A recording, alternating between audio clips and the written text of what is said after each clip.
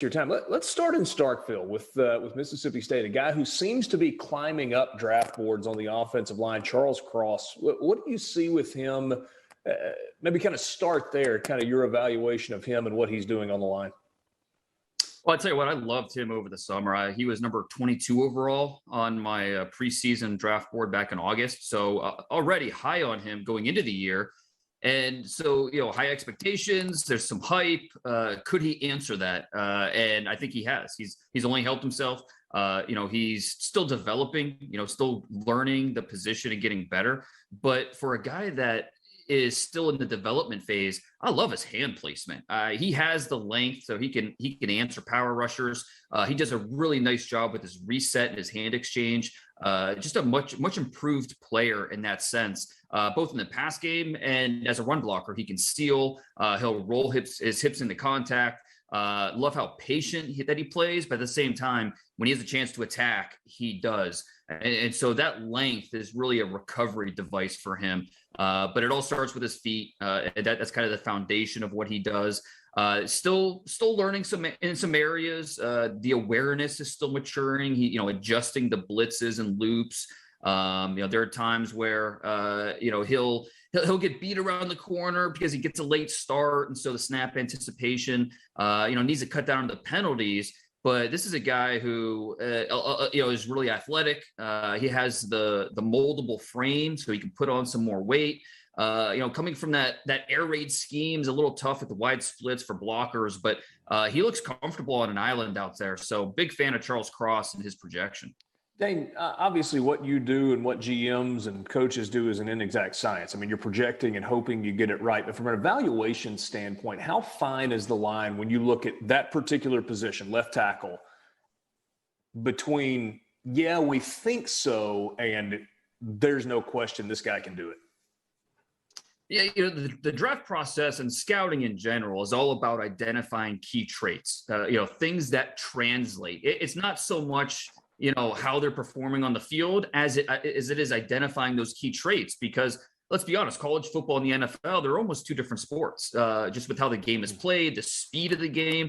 And so it's really important that you're identifying these key traits to make sure that it translates. And I think Charles Cross has a lot of those key traits. When you talk about the footwork, you talk about his frame and what he could grow into. You talk about his movements, his body control, his tight hands. So there's a lot of things that Charles Cross shows on tape that I think will translate to the pro game.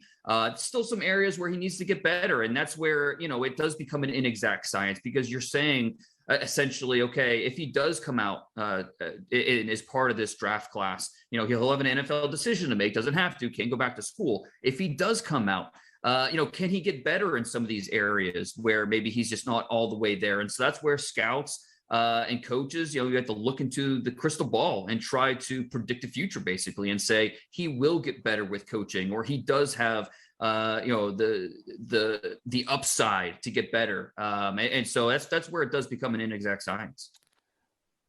Probably only one other draft guy for Mississippi State. We talked some about corners at Mississippi State this year. You got Martin Emerson on one side, Emmanuel Forbes. Obviously, Forbes not ready yet, but Martin Emerson draft eligible at this point. Where does he fall in this mix?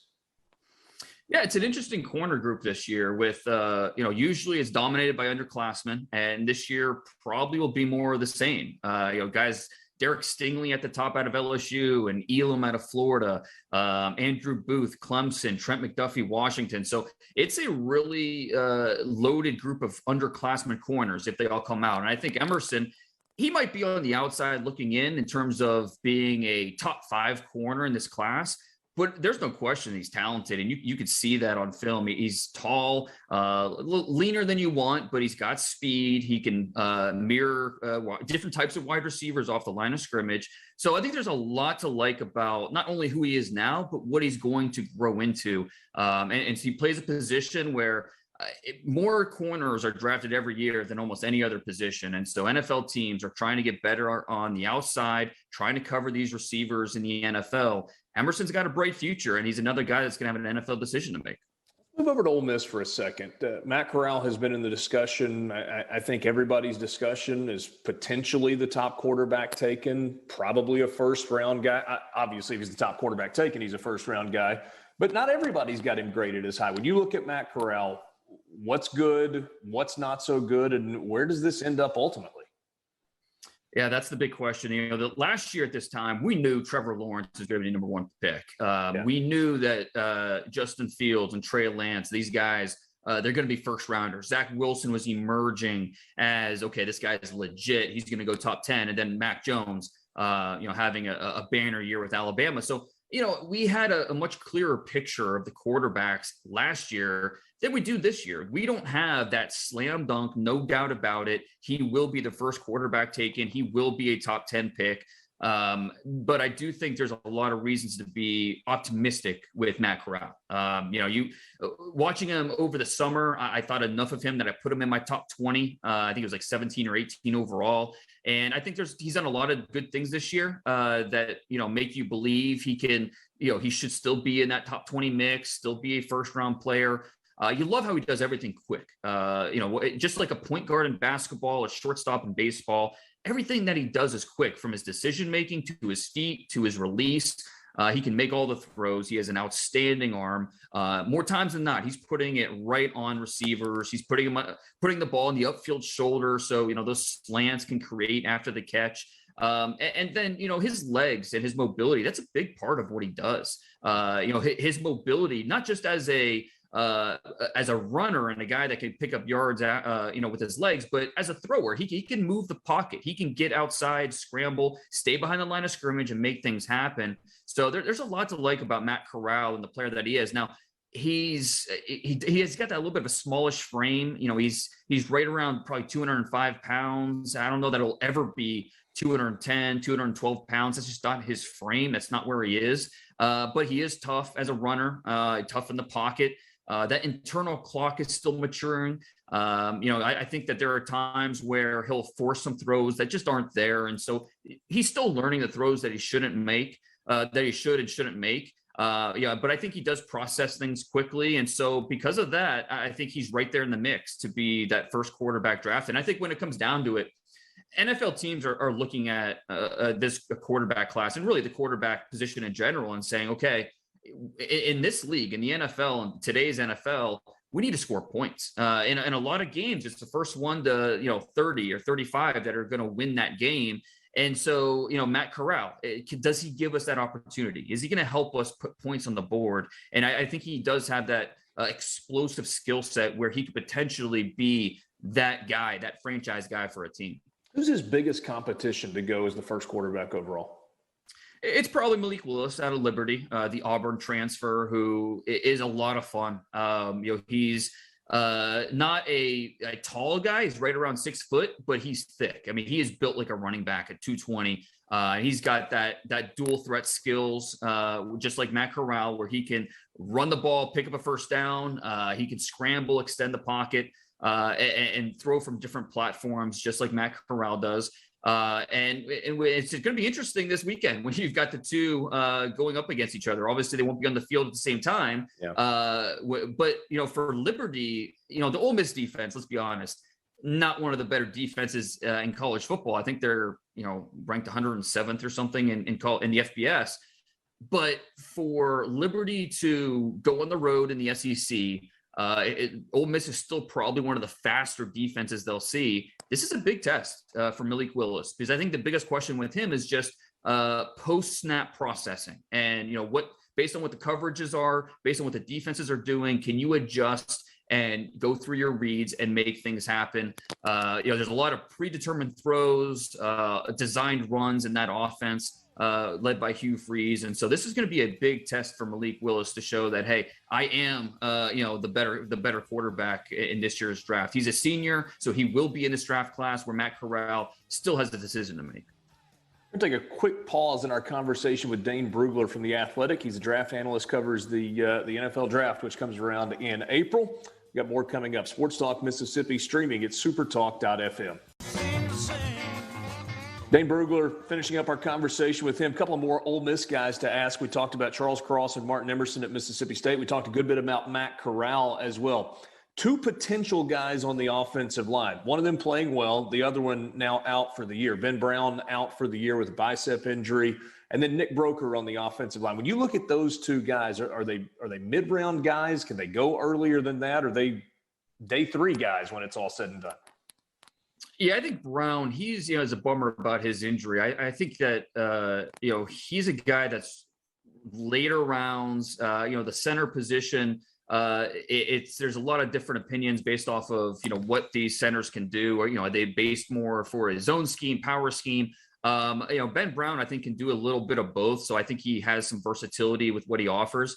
But I think he's more in the later rounds this year. Now, Breaker, he's interesting. He's a guy that I wish was longer. I wish that, he just had a little bit more length to him, because too often defensive ends, they're able to reach his chest. And so you're talking about arms?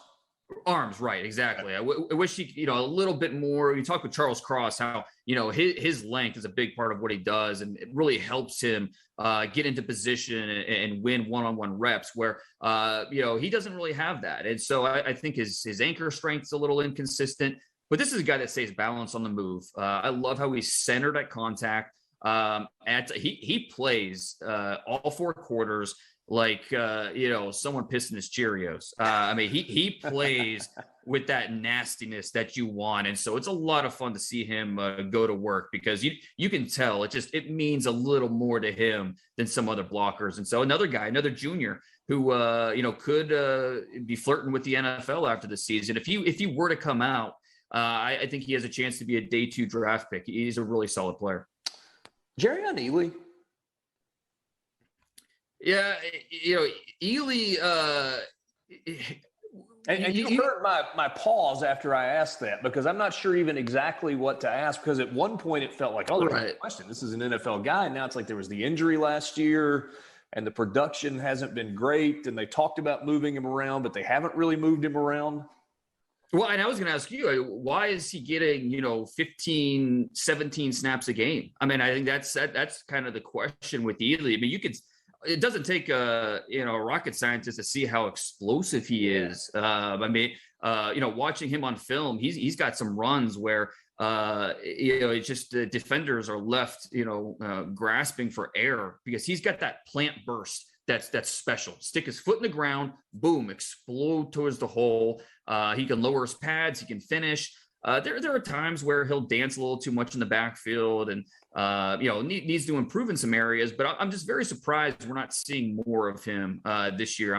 Watching him on the LSU film, I was sitting up in my seat, because he was making some cuts that LSU defenders just had no answer for. And so, why the limited snap count? That's something that we need to figure out. Yeah, and I thought that run, the one where he kind of ran away from everybody, like that was a burst that I had not seen since maybe his freshman year. It was like he downshifted, and it was just kind of went away from everybody.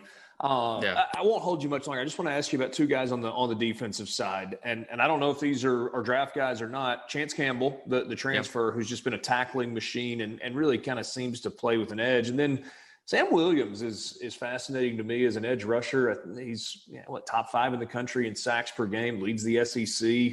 When he plays hard, he's really good. He doesn't necessarily have that motor that seems to run 100% of the time, though. Right. Yeah. With Sam Williams, you just want a little bit more out of him, because he looks the part. He looks like a dude that will be playing in the NFL. And, the way that Ole Miss, runs their fronts, he's a hybrid guy. He'll put his hand on the ground. He'll stand up. They'll move him around.